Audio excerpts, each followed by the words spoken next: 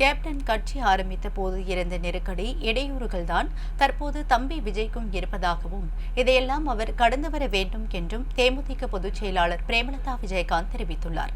புதுக்கோட்டையில் உங்கள் தேடி இல்லம் நாடி ரத யாத்திரை புரட்சி பயணத்தில் கலந்து கொள்ள வந்த அவர் தொடர்ந்து செய்தியாளர்களை சந்தித்தார். வரப்போகும் 2026 தேர்தல் இதுவரை நம்ம ஒரு மிகப்பெரிய ஒரு மாற்றமான ஒரு தேர்தலாக இருக்கும்.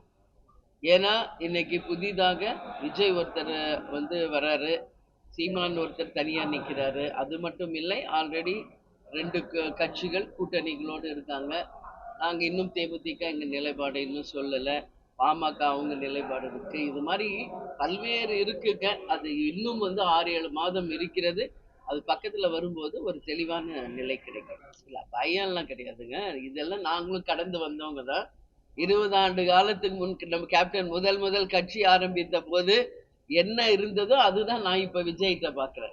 மேபி உங்களுக்கு புதுசா இருக்கலாம்.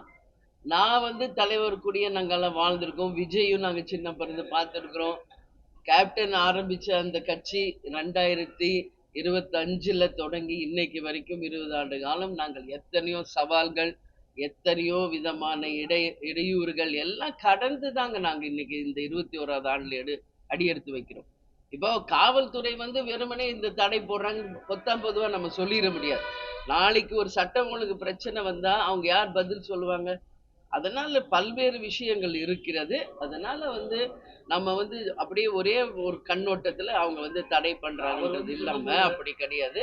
அவங்க இந்த குறிப்பிட்ட டைம்குள்ள இங்கெல்லாம் முடிக்கணும், இப்படி இருக்கணும் அப்படின்னு சொல்றாங்க. பட் அந்த கூட்டத்துக்கு அது சாத்தியம் இல்லை. பாப்போம். இப்பதான் வந்திருக்காரு. நான் டிவில பார்த்துட்டு தான் வந்தேன். இன்னும் ஸ்பீச் ஆரம்பிக்கல. எப்படி இன்னைக்கு ஃபுல் டே போகுதுன்றதை நான் பார்த்துட்டு அப்புறம் சொல்றேன்.